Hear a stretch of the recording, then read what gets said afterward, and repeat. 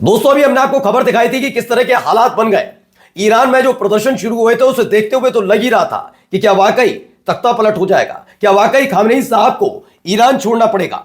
कई news channel इस बात का दावा करने लग गए, लेकिन जब खामनेई साहब ने बोलना शुरू किया उसके बाद वो तमाम लोग जो वाकई महंगाई के मुद्दे पर ईरान की सड़क पर उतरे थे, उन्होंने खामनेई साहब और ईरान के समर्थन में नारेबाजी करनी शुरू कर दी। अब मुट्ठी भर रह गए हैं प्रदर्शनकारी, लेकिन क्या वाकई विदेशी ताकतों के हाथों में खेल रहे हैं? क्योंकि एक और जगह दंगा भड़काने की कोशिश हुई, लेकिन यह कोशिश कैसे उन पर भारी पड़ गई है वही दिखाने जा रहा हूं। पहले शुरुआत में एक नए शहर में यह प्रदर्शनकारी इकट्ठा होते हैं और उसके फौरन बाद ये वहां पर वही करते हैं जो अलग अलग जगह तेहरान से लेकर अलग अलग जगह कर रहे थे। लेकिन अब इनकी तादाद चूंकि कम हो गई है तो ताकत भी कम हो गई है। तादाद और ताकत कम होने की वजह से इनके साथ कैसे सुरक्षा बल निपट रहे हैं उसकी एक एक तस्वीर दिखाऊंगा। लेकिन इन पर हो रही कार्रवाई को लेकर अमेरिका बेचैन क्यों है, अमेरिका की तरफ से जो हो रही ये चीजें वो भी आपको दिखाता हूं और दिखाऊंगा। पोल खुली तो हालत खराब हो गई कि ईरान वाला प्लान वाकई फेल हो गया। नमस्कार, मैं हूं प्राज्वल गौतम और आप देख रहे हैं टाइम्स एक्सप्रेस। सबसे पहले कुछ तस्वीरें आपको दिखाता चल रहा हूं। यह पहली तस्वीर देखिए।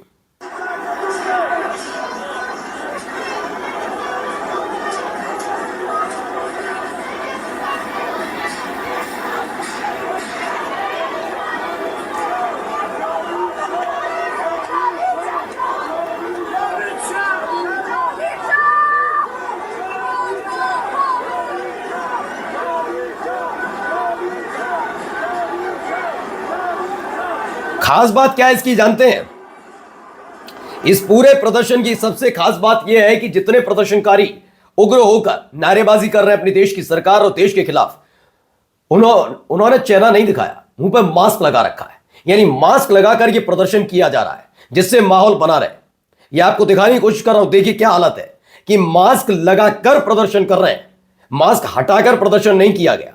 एक भी व्यक्ति ऐसा नहीं था जिसने मास्क हटाकर प्रदर्शन किया हो। तो क्या यह पूरा का पूरा खेल रचा गया था? क्योंकि अगर आप प्रदर्शनकारियों और जायज मांग उठा रहे हैं तो आइए ना, जैसे खामनेई साहब और ईरान के समर्थन में प्रदर्शनकारी अब मैदान में उतरे हैं और उन्होंने अपने देश के अंदर चल रहे इस पूरे के पूरे मसले को आतंकवाद से जोड़ दिया कि आतंकवाद से कम नहीं है। आर्थिक मोर्चे पर आप सरकार की आलोचना भी करिए और सवाल भी पूछिए, लेकिन अगर आप इसके नाम पर उत्पात काटते हैं तो आतंकवाद से कम नहीं। उनको देखिए चेहरा, उनका चेहरा ऐसा है, वो खुलकर प्रदर्शन भी कर रहे हैं और बयान दे रहे हैं। ये लोग हैं जो चेहरा छिपाकर आगजनी से लेकर मस्जिद में तोड़फोड़ तक कर रहे हैं। कल रात ईरान के सबसे बड़े शहरों में से एक और महत्वपूर्ण धार्मिक गढ़ मशहद में बड़े पैमाने पर विरोध प्रदर्शन भड़क उठे।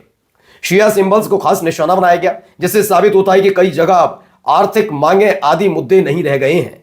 सीआईए, मोसाद, रेजीम चेंज और ईरान के धार्मिक अस्तित्व पर सवाल उठ रहे हैं। लगातार अब यह सवाल उठ रहा है और जो माहौल बनाने की कोशिश हुई थी उस माहौल में ये प्रदर्शनकारी फेल होते नजर आ रहे हैं।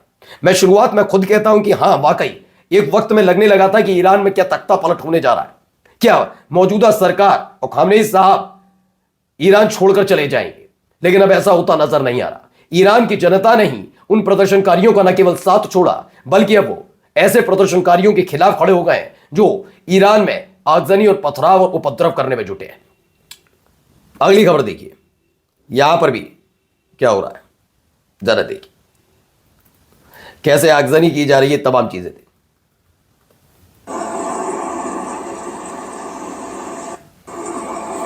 तो देखिए आगजनी की गई कोशिश मैं बता रहा हूं। कल रात ईरान में प्रोटेस्ट कम ही रहे, लेकिन सिक्योरिटी फोर्सेस का सड़कों पर कंट्रोल बढ़ता जा रहा है। फिर भी ईरान के गोल्ड शहर कराज नगर पालिका की एक विशाल इमारत आग की लपटों में घिर गई। यह घटना मुस्तफा खुमैनी और हदादी सड़कों के चौराहे पर घटी है। वहां पर यह उत्पात भी हुआ और उसके बाद ये आगजनी, मैं कह रहा हूं ना, आप एक होता है कि चलिए सरकार से गुस्सा, ये एक्सपोज है। जितने प्रदर्शनकारी प्रदर्शन कर रहे हैं ये एक्सपोज होते हुए नजर आ रहे हैं।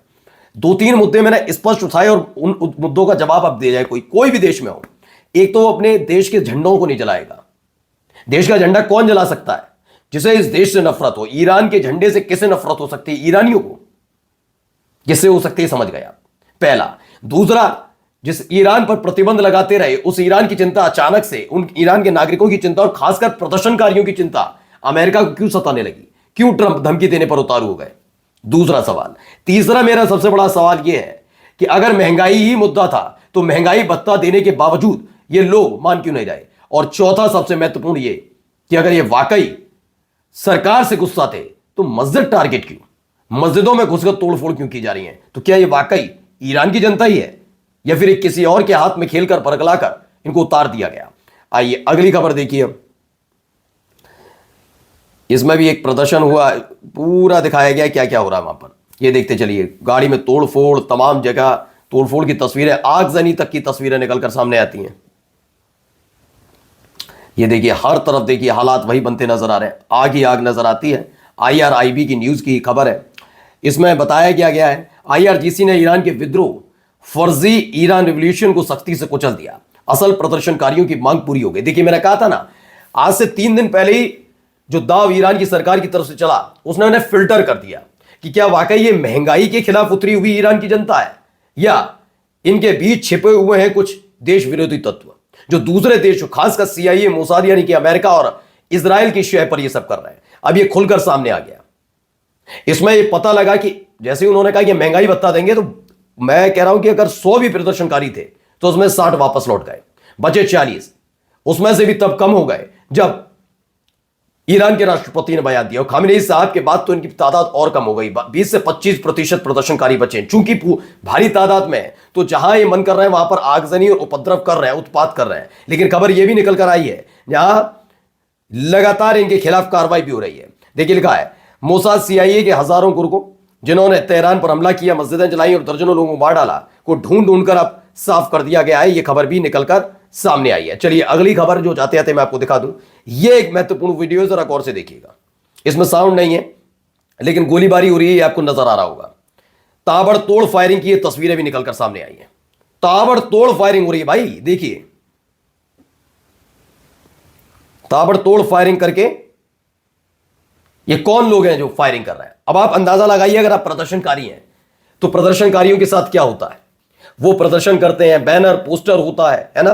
बंदूकें कहां से आ रही हैं, हथियार कहां से इनको अवेलेबल कराए जा रहे हैं? ये एक बड़ा सवाल है कि आखिरकार इनके पास बंदूक और हथियार, ये तमाम चीजें, मतलब ये आ कहां से गई?